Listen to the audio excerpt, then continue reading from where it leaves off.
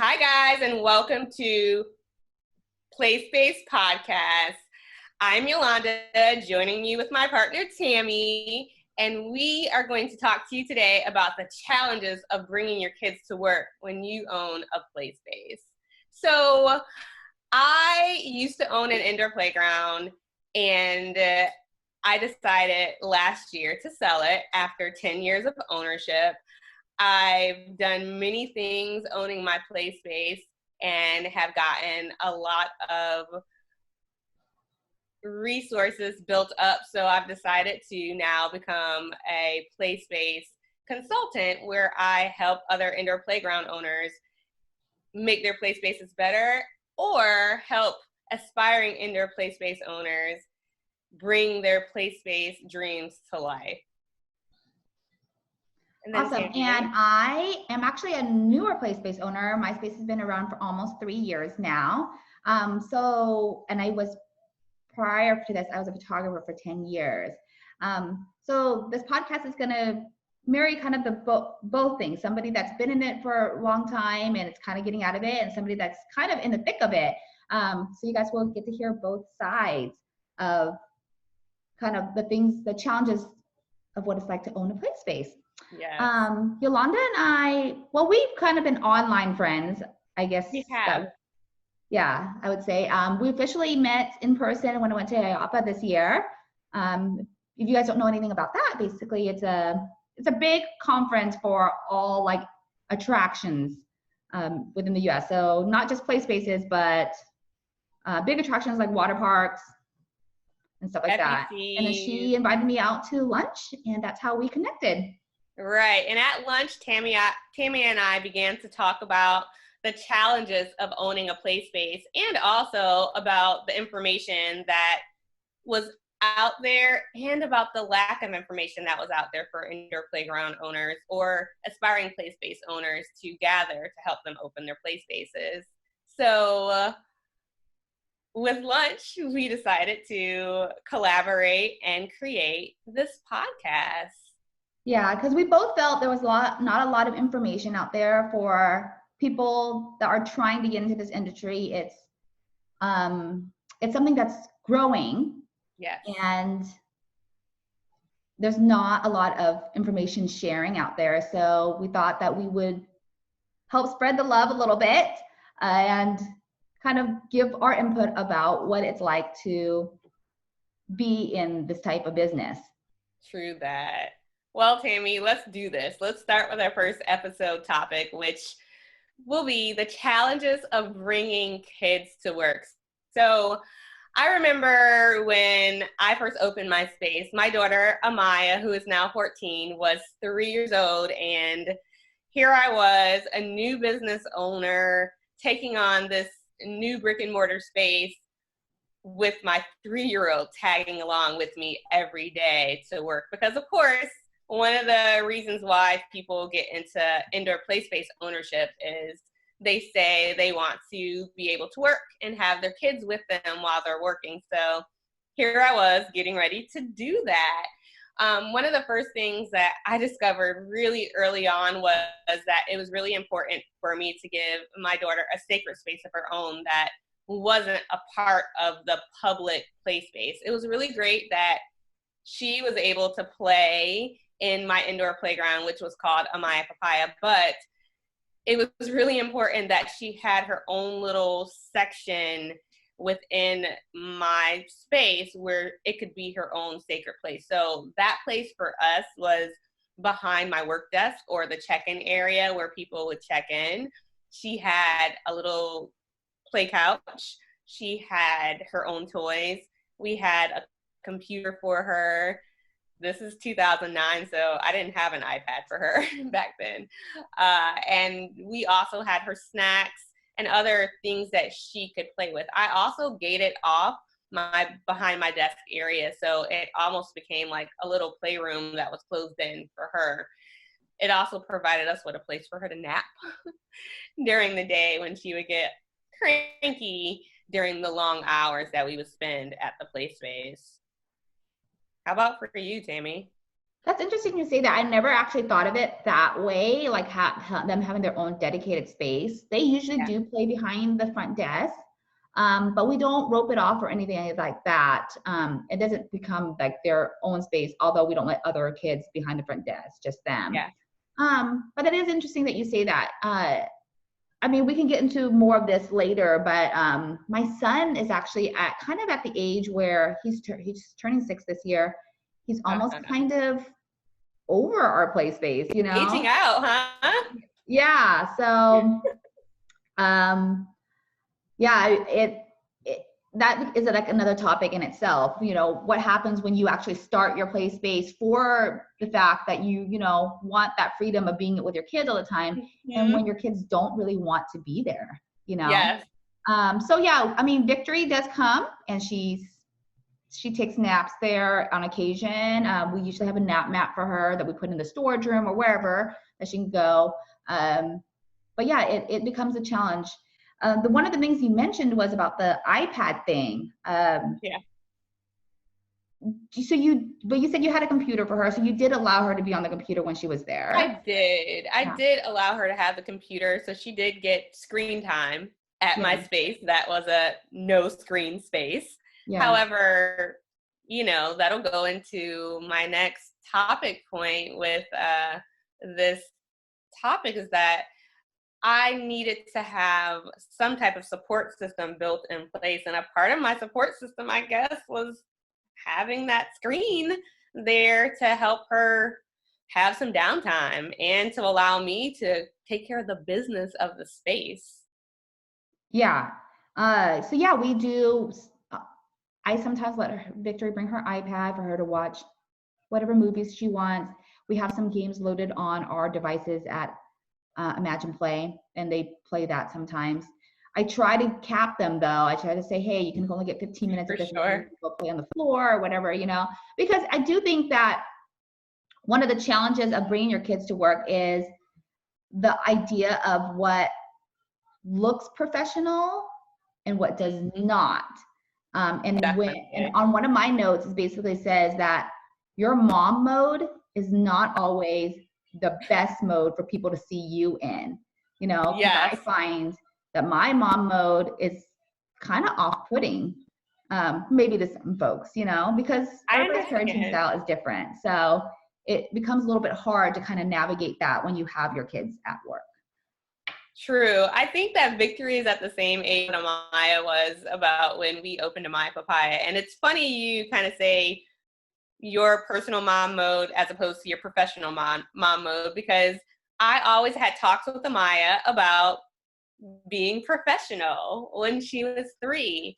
There were certain things that she can do when people were at Amaya Papaya, and there were certain things that I asked her not to do when people were at Amaya Papaya. And as she got a little bit more mature and as she got used to being at Amaya Papaya, she knew what was appropriate to do when people were in the house and what was appropriate to do when people weren't in the house. And that included behavior things or the way I would allow her to play when she was in the space,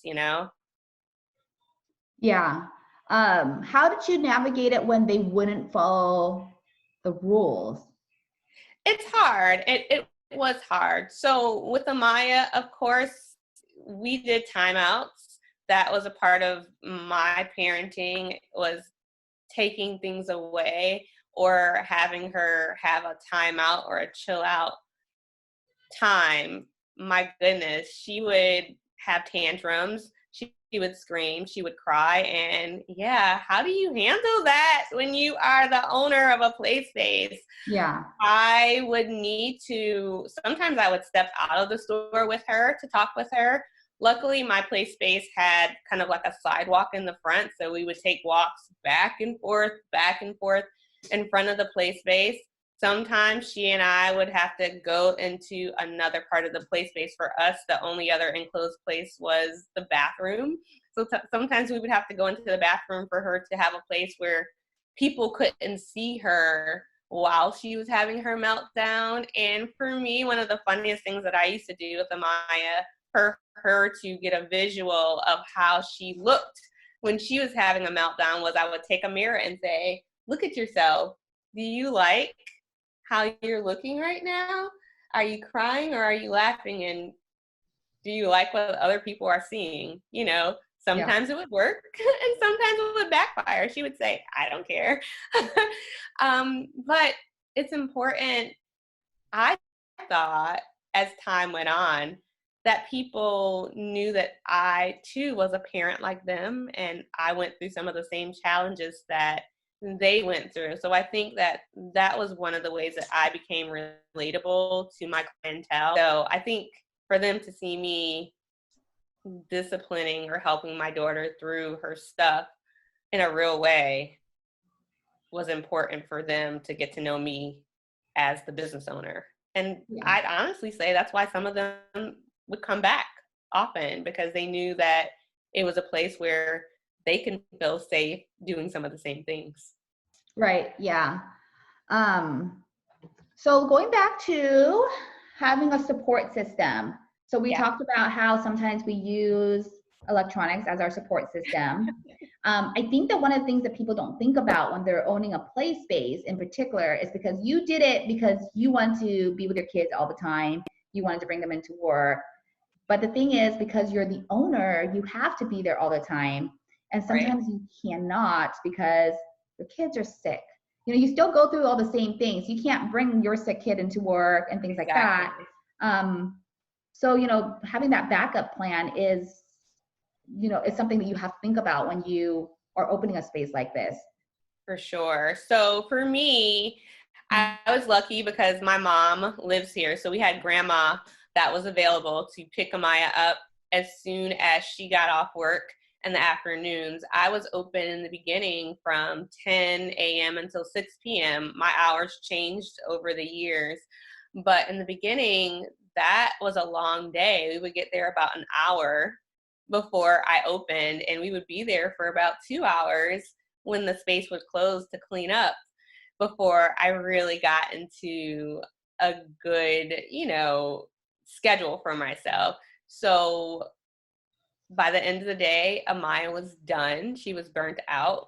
And I needed that support system to help me either come to the store to entertain her while I got whatever I needed to get done, or my mom would pick her up, or of course my husband would pick her up if he wasn't coming to the store after he got out of work to help me at the facility. So that was important. We also relied on a couple of family members that would come midday to play with Amaya at the store as well to help keep Amaya entertained while I took care of the business at the store. Yeah. So one of the things I probably would recommend, really, if you don't have a big like family support system near you, or like for us, we were really lucky because my husband actually worked from home for the first 2 years of our business. But once you kind of get your footing in, I would recommend, you know, just finding an employee that can work during the day, that doesn't have major obligations. I find like college students are really good for that because they don't have any big responsibilities, you know, so you can just say, maybe text them in the morning, say, hey, I can't come into work today. Can you come open or whatever? That is really, really helpful, especially if a college student doesn't require, you know, a lot of hours or doesn't really want a set amount of hours. That really helps as well. So that way, if you do have an emergency, you at least have somebody to come and be able to do that for you. Yeah, that's really good. When I would hire my college students, because I did that as well, I always made sure that I had at least one person on staff that had a flexible schedule just in case I had an emergency. Also, when hiring staff, it was always really important for me to have clear boundaries with my staff regarding my child and clear boundaries with my child regarding my staff. My facility was pretty small. It was about 2,500 square feet. And we were in close quarters during the day. And just like, you know, you get to know your staff gets to know your children if they're there quite often. So it was really important that I set boundaries with the staff on what I expected of them when it came to Amaya. the same thing with Amaya. I wanted to make sure that she knew that she couldn't always hang out with the staff on the floor when they're trying to do work, because what would happen in some cases was Amaya would want to go have a conversation with the staff members. She'd see them on the floor picking up or playing with another kid, and they almost became a play partner for her on the floor too. Yeah. And she'd want to optimize their time like a kid. You know, they're almost like a babysitter on the floor. So I had to set clear boundaries with her to know that that person was there for everyone. And then vice versa with my staff, because they got to know her and she was a kid they saw every day. For some of them, they formed a bond with her. And, you know, I had to make sure that they knew that they couldn't show her favoritism on the floor. And also just making sure the boundaries are clear for you as a play space owner. If you want your staff to give your child hugs, if you want them to or not to call your child by a nickname, you know, some of those things become really personal. And for me, it's important that although your staff and you will become really close, because indoor playgrounds are usually a tight-knit place in some cases, you still remain professional and they still remain professional. Yeah, definitely. Those are really great points as far as boundaries with your staff and stuff, because you don't really think about that when you know, those are things that people don't think about when they're right in the thick of trying to like find locations and things like that, you know? Right. So yeah. So in one of your notes, you kind of mentioned about establishing a schedule for your children during the day. Did we already talk about that? We didn't. So one thing that was important to me with Amaya before we even opened Amaya Papaya was getting her on some type of schedule once we got into the space. For me, she was 3, so we took on our schedule almost as if it was like me homeschooling her. So during the day, and this kind of coincides with another one of my notes, a part of her schedule would be giving her responsibilities in the facility. My daughter, there's a lot of pictures of her and me running the front register. She would help me count money. When people would hand me money, she would count money back to people. She had a little step stool that allowed her to be as tall as me. She had responsibilities in the facility as well. You know, I would have her maybe go put a toy back in a certain place during certain times of the day. I also would have writing things for her or coloring sheets for her that she would do at certain times of the day. It was really important for me that she ate around a certain hour. She may not have always eaten at 12, but sometimes between 11:30 and 12:30, I made sure that she was eating, because as we all know with toddlers, when they get hangry, things could change really fast. So I tried to make sure that with her schedule, it kind of preempted some of those possible meltdowns that she could have. And she was 3 and 4 really before she got into school, when she was coming to Amaya Papaya. So for me, I wanted to make sure that in some cases she had a rest time.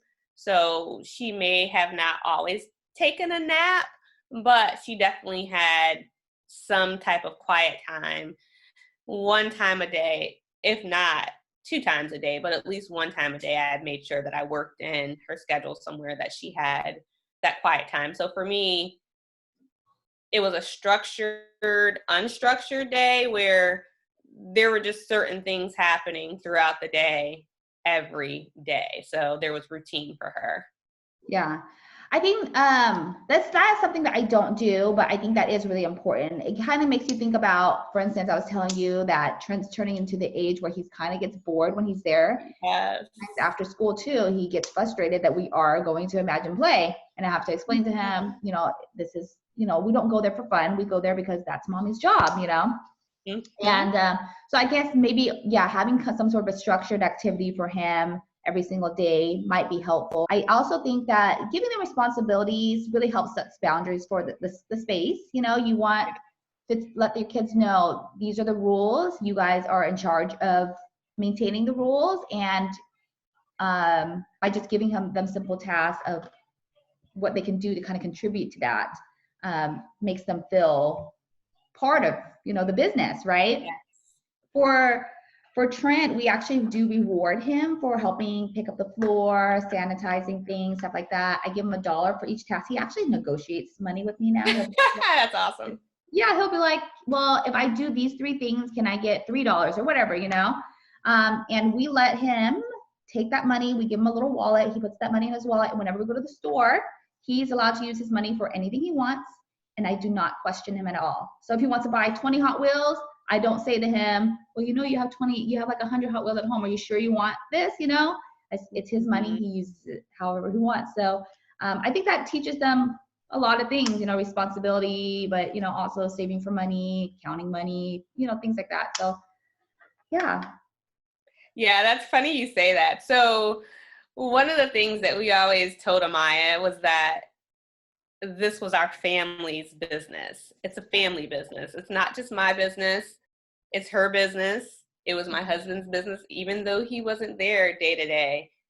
That space belonged to all of us. And it was something that we also gave ownership to the community. It was our community's business as well. But as far as Amaya, she always knew that Amaya Papaya was hers as well. So making sure that she had some ownership in that space really, for me, helped to give her realistic expectations about the space, if you would. So she wanted the floor to be clean. When the floor got too messy, there would be times when I would see her just kind of picking toys up, or if a child was doing something that they're not supposed to do. She wasn't like a rule enforcer, but if someone was doing something unsafe, she may say, hey, get off of that, or we can't do that, so, or she would come and let me know, or she would let a staff member know what was going on. So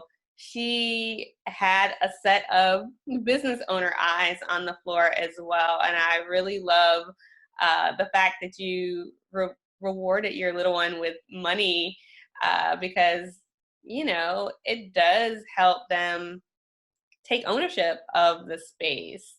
So I love that idea. Yeah, for you. Yeah.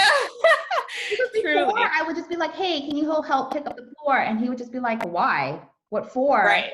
Like, I'm a kid kind of thing, But now it's like he gets something for it, so then he feels better about doing it. I will say, as Amaya got older, like I said, she's 14 now. She was 13 when I officially sold Amaya Papaya. So by the time we got to 13, she definitely wanted to know what she was going to get out of helping at Amaya Papaya. And in some cases, honestly, her helping would be so she can get more time with me. She knew that if she was at Amaya Papaya with me at the end of the day, she may want to help clean something up or tidy something up really fast, so we can get out the door faster instead of mom doing it on her own. However, going back to expectations, one of the things that I always had to remember, especially on days where I was overwhelmed and she was the only other body some days in the facility with me, I had to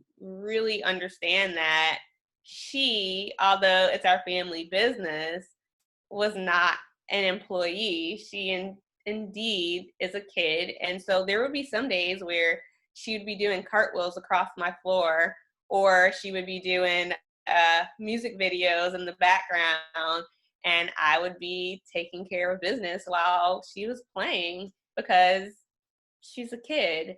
So I definitely had to balance my expectations of her as a child, of a business owner, of a Playspace owner, because we don't really think about those things when we're looking to own one of these places. For me, I really wanted a place amongst the list of all the other reasons why I opened my place. But I really wanted a place where I can take my daughter to be at when I was working, and the Playspace was a great option because she can play, right? Yeah. But back then, I didn't really think about her aging out, getting older, and that space really not being made for her. So as time went on, I had to create a safe haven or a sacred space within that space with different things that were appropriate for her within the space, whether it been a physical place, mentally, or whatever. But, I always wanted to make sure she knew that it was a sacred, welcome space for her at any age.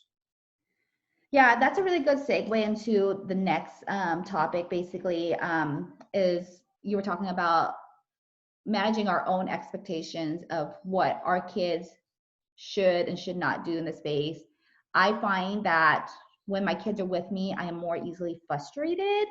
That kind of transfers into how you treat your customers and things like that.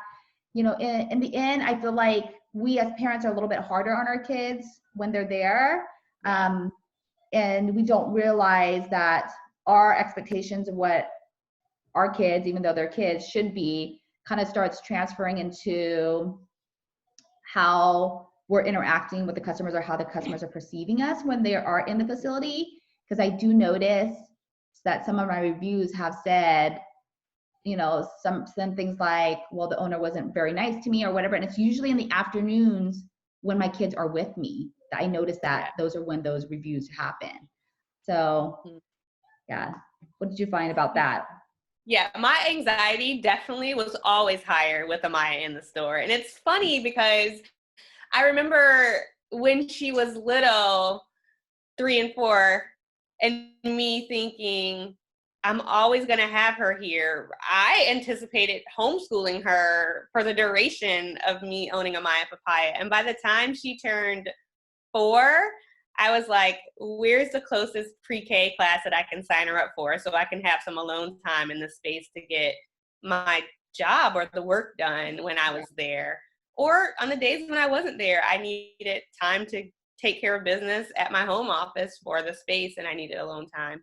And then when she went to school during the day, I would pick her up midday and bring her back to the Playspace. And definitely in the afternoons when she was there, my anxiety was always higher because now I'm not just the business owner, I'm mom and the business owner. And ironically, when she went to middle school and we were towards the end of me owning Amaya Papaya when I was prepping to sell, we had one last summer, this past summer, and she was at the space with me pretty much every day that I would go to the space. And those days with her being 13 at the space with me was high anxiety too, because as a mom with a kid at a business with you, you don't want to just say, go over there and do your own thing. You still want to be mom. But towards the end, I will say, although my anxiety was high,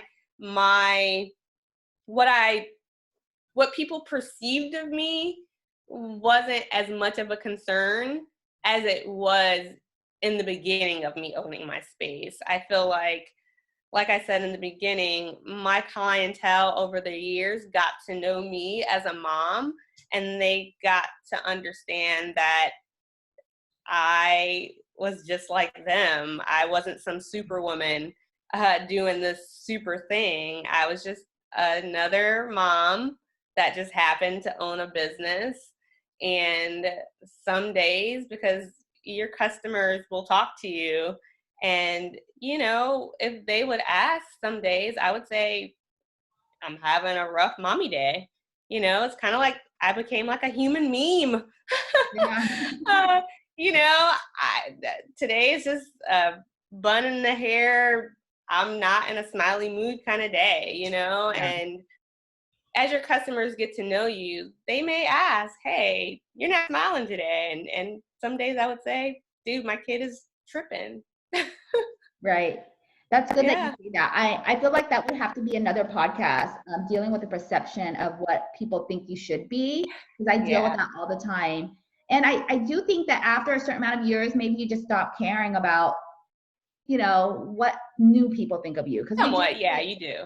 Yeah, because we do get members in all the time that, they come in every day and they kind of get to know you over, a certain amount of time. And those are the people that you really care about what they think about. But sometimes you get the one-off customer that's been there one time. Yeah. You're not having a great day that day, you know, and they just say all these horrible things about you, and having to deal with that in your own internal monologue is hard. Yeah. It's definitely hard. And I definitely will say, like I said, it gets easier, but I think it's something that you're always going to deal with because you're human. Yeah. So I would say my advice for you or any other Playspace owner is just to understand, one, that you're human, and two, that people are always going to judge things. They're going to judge you. They're going to judge everything that they see. And, you know, you can't make everyone happy. I think that with owning a Playspace, one of the best things for me about owning a Playspace, although it didn't feel like it in the beginning, is that you truly get to be yourself owning one of these places. In the beginning, it doesn't always feel that way because there is a microscope on you, but I feel like you get to control the narrative of what you want it to be. So I think that we pretty much hit on most of our topics. So before we close out, was there anything that you kind of wanted to, like anything that we forgot to say or anything you wanted to say that we haven't said? No, I think we really have covered everything. I think that doing this podcast is going to be great. I am excited about episodes to come with you, Tammy. I look forward to our partnership and collaboration, and I think that this is a really great thing that we're doing. I think back in 2006, 2007, when I was kind of dreaming about opening one of these places, I wish that there was something like this that I can kind of log on to, listen or look at, and kind of get tips from someone that was either getting ready to go on their journey like me in the midst of the journey or had already been there and done that. So this is great. Yeah, it definitely is important to kind of feel like you're not alone in the journey, you know, because I feel like sometimes when we are going through this, we just feel like nobody else knows what we're going through. And it's important to be able to talk about all those things. So if you want to follow us, the next podcast is going to be about additional revenue streams. And you can follow me and Yol0nda. She is on Instagram as Playspace Solutions, and I am Playspace owner. Okay? Yes. And we'll talk to you next time. Bye. Bye.